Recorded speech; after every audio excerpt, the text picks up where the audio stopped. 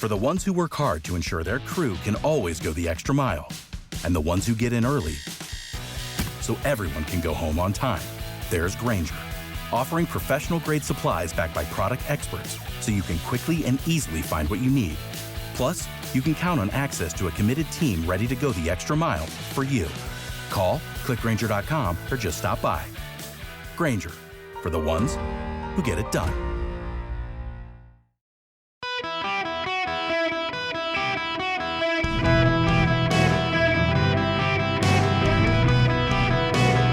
Welcome to the Eric Erickson Show Podcast, Hour 2. I'm ready to go back to WDBO in Orlando. It's in the 70s there. It's warm. It's beautiful. Welcome. It's Eric Erickson here. It is the Eric Erickson Show across the nation. The phone number is 877-973-7425. We have to talk more about the stoves. I get a lot of flack from people on my own side because when everybody, and this is, by the way, this is my personality trait, and it always has been. I mean, going back to like elementary school, I can remember situations when everybody heads in a direction, I tend to dig in my heels and wait. I just always have. And when all of my friends on the right tend to rush in a particular direction, I tend to either stand still or go in the opposite direction. I have always disliked the herd mentality that happens in politics. Particularly this day and age, the news travels so fast, people rush. And then I guess a while back, we saw this with Trump all the time. People would rush to defend things that Donald Trump said. And then he would come out and say, I didn't say that. I mean, he had said it, but he denied that he said it. And all these people look like clowns who were defending what he said. And it became this, yeah, well, I mean, he said it, but he didn't mean it. And we were defending his right to say it. It's just, it was embarrassing. And people who have no sense of shame, of which there are many, the whole thing was just, I found it embarrassing. And I just tend not to. When everybody tells me I got to do something, I tend not to do it. I remember when I was in college, I was in this program. It was called the Freshman Seminar Program. Two instances. Trust me, this is related to the news. Trust me.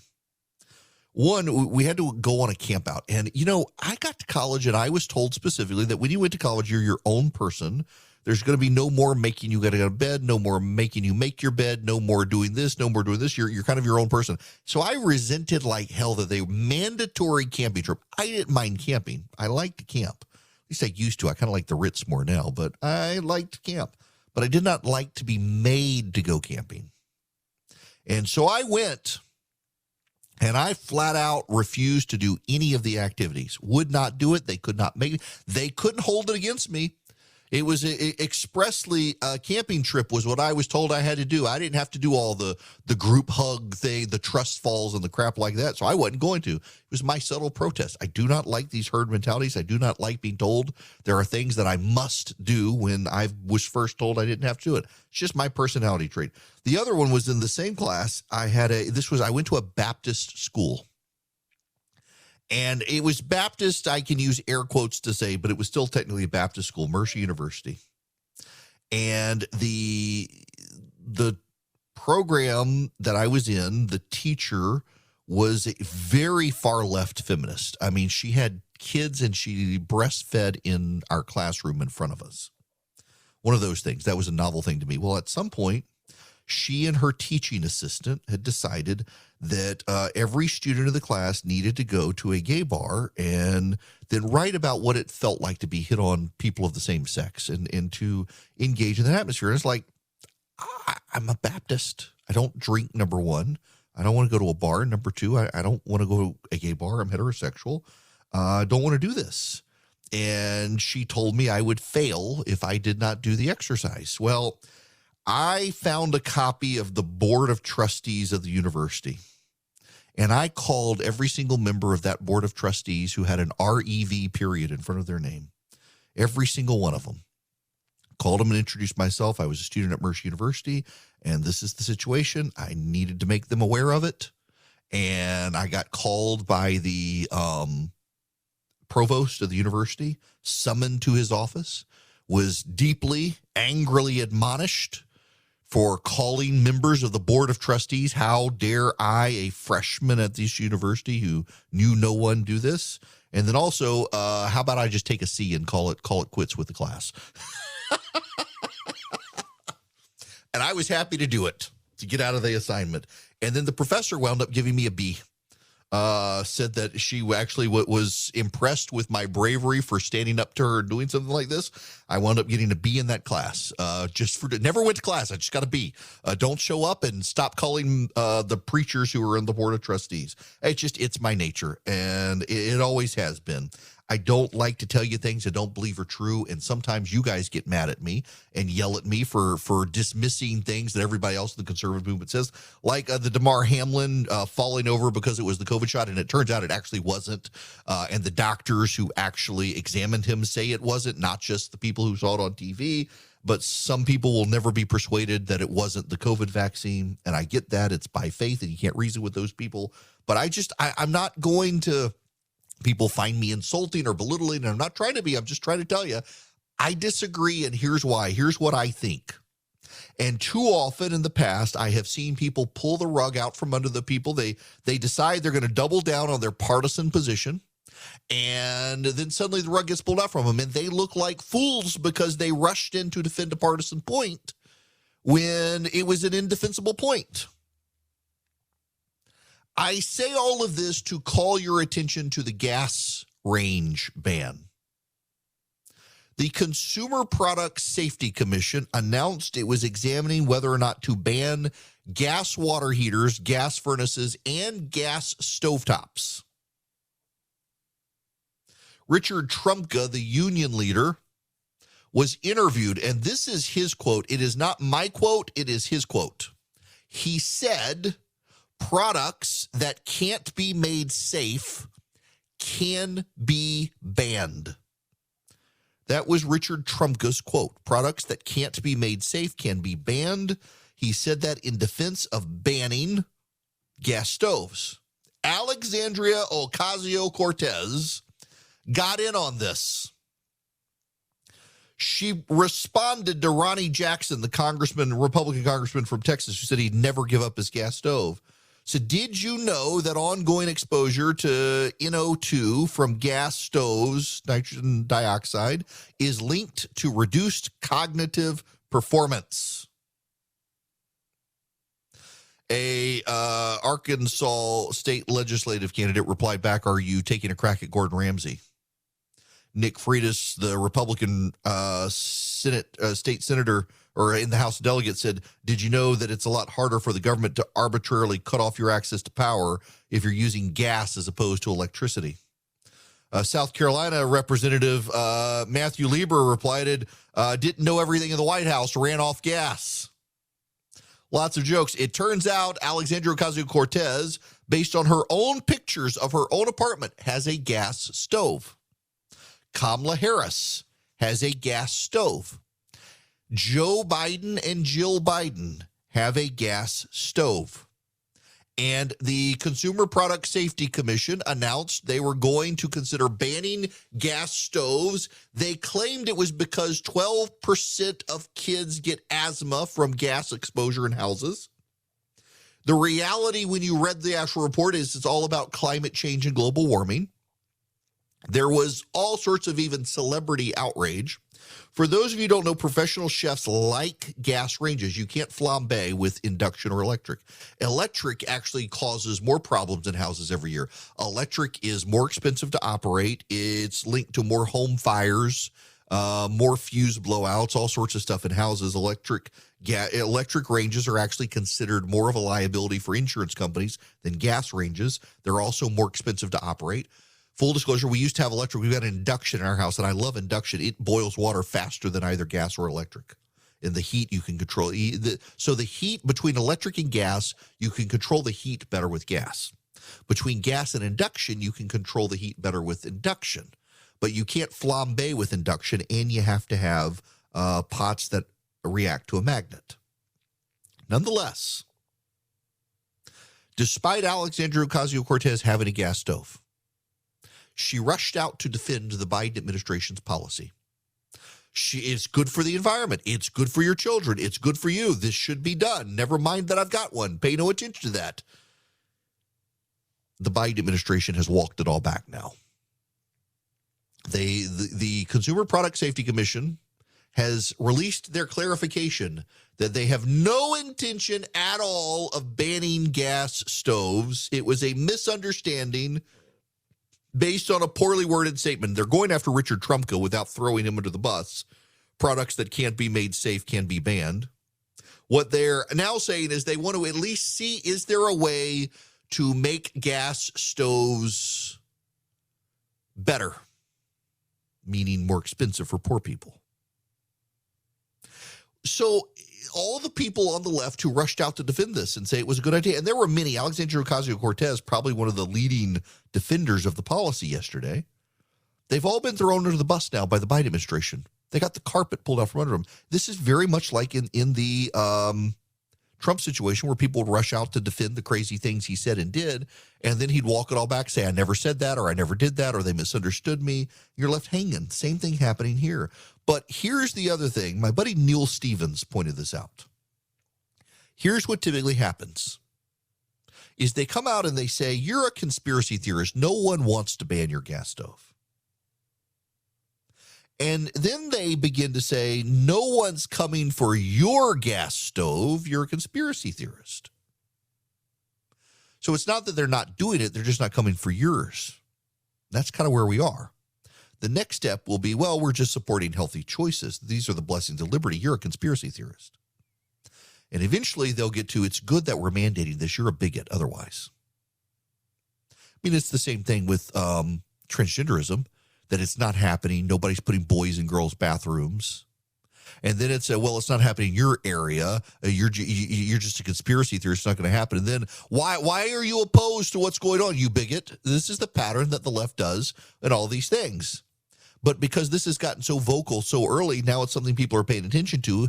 And even people on the left in Hollywood and celebrity chefs are coming out saying, this is insane. You can't do this. That now they're starting to walk it back. But here's the thing. The fact that they began to do it at all is part of the problem. Noah Rothman in commentary, I love the title of his piece, The Attack on Things That Work. California is going to outlaw natural gas heaters. In New York, they're going to do the same and also outlaw natural gas stoves. They want to get rid of the fossil fuel vehicle that works. They've gotten rid of plastic bags at grocery stores. Everything that makes life convenient and cheap for you, they want to get rid of and drive up your costs and make it more burdensome for you. Plastic bags at the grocery store to save the turtles. Natural gas furnaces and water heaters and stoves. Fossil fuel burning cars. The left is convinced that if it can make life more inconvenient and costly for you, they can force you to make behavioral changes about saving the planet. It's always about saving the planet. And you will notice the level of arrogance as well, that they presume that if they can control your behavior, they can save something else.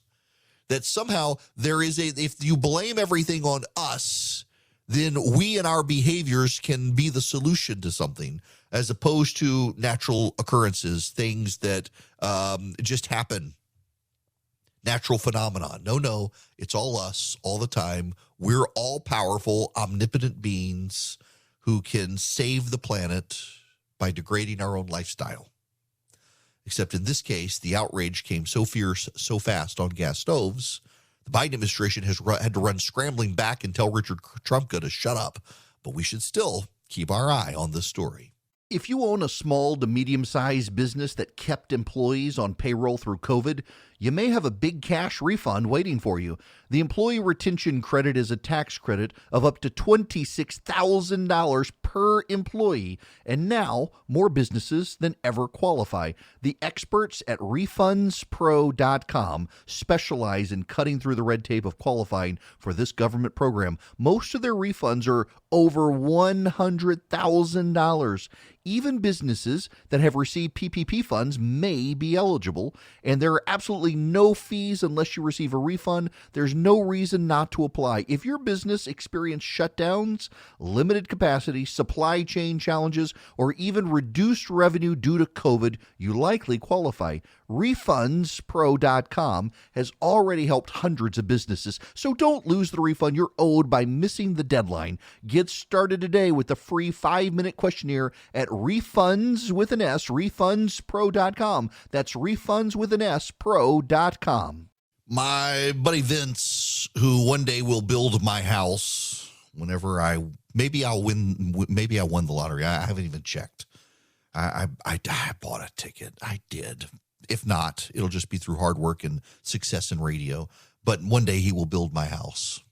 He was texting me about what I was talking about last segment. And it was one of the things the Biden administration does and the regulators do is they through regulation, slow the process and drive up the costs of small products to force you to choose other products that may be more expensive but are more readily available. And they do it with siding on houses.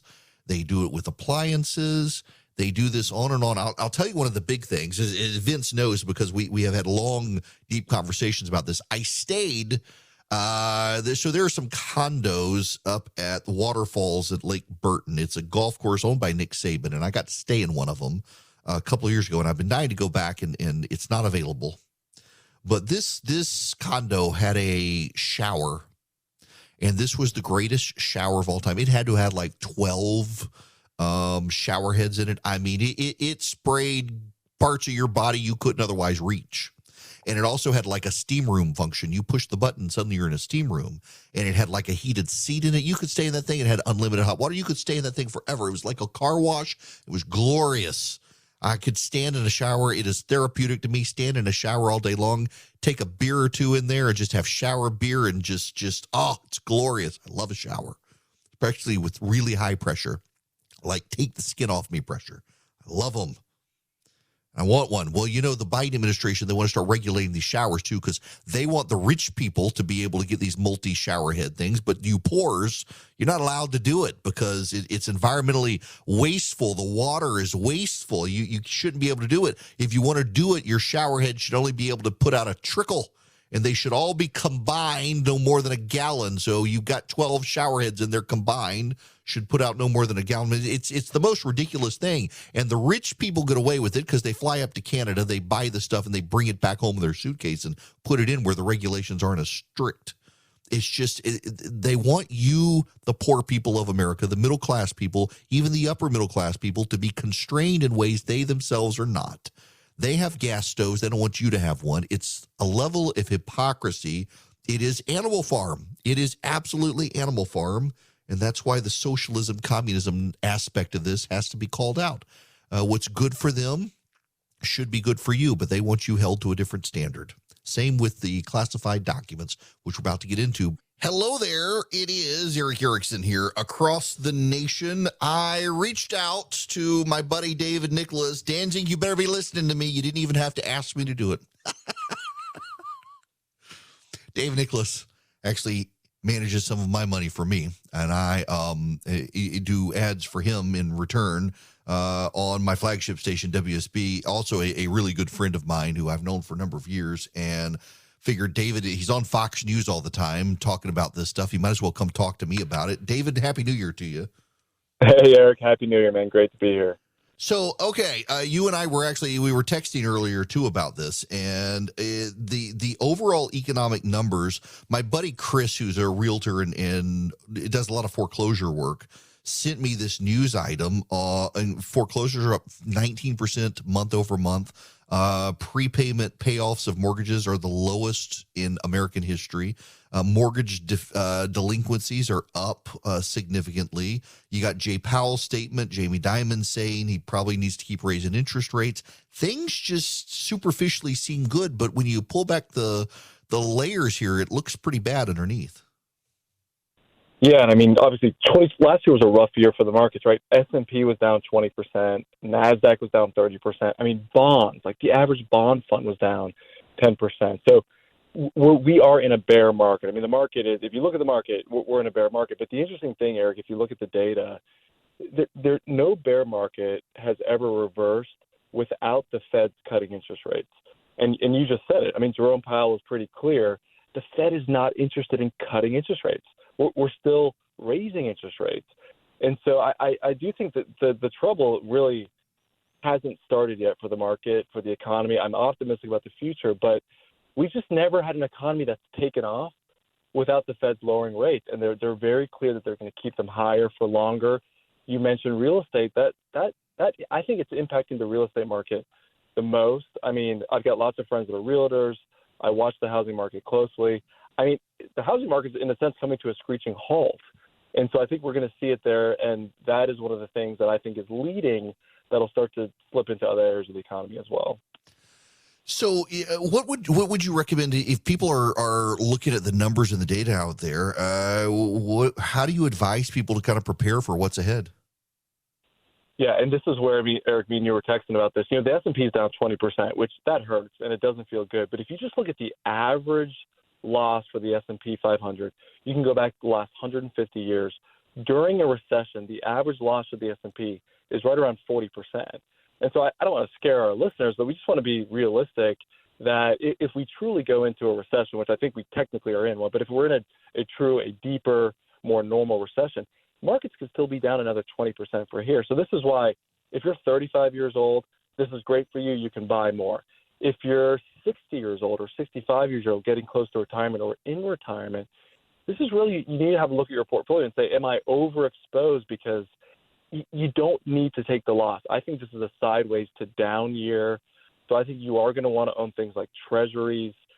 Eric, we just launched a government bond ETF. The ticker symbol is FIAX. But I think bonds are going to win this year in this environment. So I think this is a time where you can say, look, while we have the current administration, while we have the president that we have, markets aren't going anywhere. So I don't think until 2024 are you going to see a market that takes up. So in the meantime, we want to own things that pay dividends. So think energy companies, think names like Coca-Cola, think names like Southern Company. If it's got cash flow, those are the names that we want to own in this environment.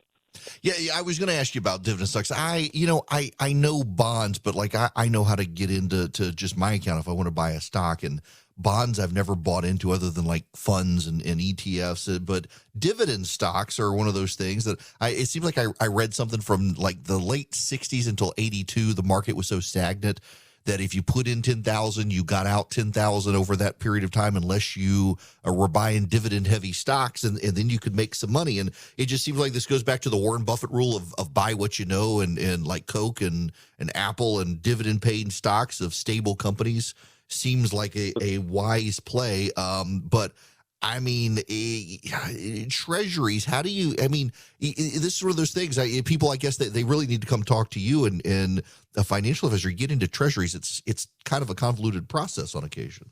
You're spot on, right? But you're right. Warren Buffett, he was right this whole time, right? When everyone was putting all of their net worth in Bitcoin, he was buying ExxonMobil. And it's just so wise, because if you look at where oil companies are today, they're printing profits. I mean, anything above $45 a barrel, which oil's at 70, oil companies are generating big revenue. They're paying out great dividends. Exxon, Chevron, they're paying 3 to 5% dividends per year. But Eric, you're right. On the treasuries, it's very hard to buy treasuries. That's also why we created that fund, FIAX, shameless plug. But you can buy that ticker symbol. Anyone can buy it, Eric. You can put it in your phone and purchase it. Ticker's FIAX, and it gives you a diversified portfolio of U.S. treasuries. And it's nothing exciting, but it's yielding 4.5%.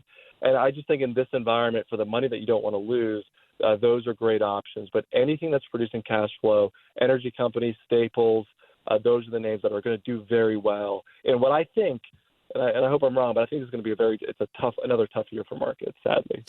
By the way, so Philip just sent me this. It's 20. Hang on, let me pull. Gosh, I've reached that age where it's like I need my screen font size to be larger. Gosh almighty, and I refuse to wear the glasses. So more than 25% of all stocks that IPO'd in 2020 or 2021 are now at less than $2 a share. More than a quarter of them. That's kind of absurd. Jeez. Yeah. Yeah, and that's the thing. You got to so take Devon energy company. It produced enough free cash flow in the third quarter of last year to raise its dividend by 75%, right? Like, that's unbelievable. How is a company in this environment raising their dividend by 75%? Right. It's because there are companies that are making money in this environment. You can do it on your own, but sometimes it helps just, obviously, having a team that can research these companies to find the names that can still win in this environment. But, yeah, those unicorns that we're IPOing, I mean, they're non-existent today, sadly. Oh, yeah. Okay. So I'm actually looking at FIAX, and on my account, I can see what there's lots of the treasury stocks there. And of course, they're heading to the debt ceiling, but they're not going to default. They never do. David, if people wanted to reach out and talk to you, let's do a real shameless plug here. How do people reach out to you? I appreciate it. So our website's nicholaswealth.com, or they can call our office 404-890-5606. We have an amazing team, a lot cooler and smarter than me at the office. We'd be honored to help. 404. More importantly, your office now has like the golf simulator thing. I need to come check this out for my own house to steal some ideas.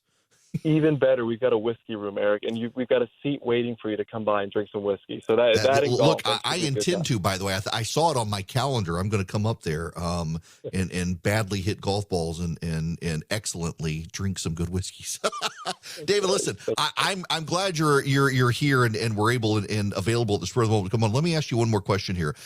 Lay of the land. We head into a recession towards the end of this year. What is your sense right now, based on what everyone was saying? Assuming we do get into this, any way of a sense of how bad it will be? Yeah, I mean, this is one of those. This one could be pretty bad, and it has to do with the degree of the excess. We had $10 trillion in stimulus. If you look at what the Federal Reserve did with the federal government, both under Trump and Biden, so under both parties, that excess is making things seem better than it is. So you've got a lot of liquidity floating around, PPP money, stimulus money that's still in the system. My fear, Eric, is sadly when that dries up, I think it's going to be tough. And so this is where I don't want to be scared, but I think we should just be prepared. The back half of this year, I think you just got to be ready in your portfolios, but also in your life to make sure you've got a good amount of savings. I do think employees have a little chip on their shoulder right now because the employment market is so good, but that could change, and it can change pretty quickly. So I do think we could see a decline of, 10 to 20% from here for markets. I think you could see unemployment rate get well above 6%. I know that seems crazy given that we're at 3.5% today, but those are real moves, and that's the type of moves we would see in a normal economy, and I think that's what we'll see at the later part of this year. Great advice. David, as always, thank you so much for stopping by. Thanks, Eric. David Nicholas Wealth Management. Hey, I am a client. I do ads for David, but I'm also a client of his and have known him. And you see him on Fox, CNBC, CNN fairly regularly. He's in Atlanta near me and knows his stuff. And I'm telling you, the underlying economic data right now, as he was saying, let me use the technical term for it, the heebie-jeebies. It's given financial advisors, it's giving government officials, it's giving corporate investors and CEOs, it's giving them the heebie-jeebies. That's the technical term for it. When you look at the superficial data, when you look just on the surface, it looks good. Hiring is up. Jobs forecasts, the actual numbers are beating the forecasts. Unemployment is the lowest it's been since Joe Namath won the Super Bowl, whenever that is. That's the line I heard somebody say the other day. It's been a long time since unemployment was this low, 3.5%. That's basically full employment, except when you pull back the layers and you look beneath the data, you find that, yes, employment is very good, but people are working fewer hours on the job because there isn't enough work to go around. Temp workers are declining, 25,000 reduction in the use of temp workforce last month. That's like a 6-month decline in temp workers. On top of that, when you look at the other data that's out there, you pull it back. Certainly the economy seems to be doing well, but inflation is still very high. Energy prices are going down, but it still appears that inflation outside of energy is going up. The stock market still appears like it's probably going to decline. These are the problems out there that are causing all sorts of concerns for a lot of investors, a lot of financial advisors, a lot of corporations. They're all starting to warn that the underlying fundamentals, when you get past the superficial data, doesn't look to be very stable at all. And now you've got mortgage foreclosures going up, delinquencies, people falling behind on paying their mortgage are going up. People are starting to fall behind. And I got to tell you, I'm in a situation myself that this is for me personally. I'm trying to get rid of some credit card debt as quickly as I can do it.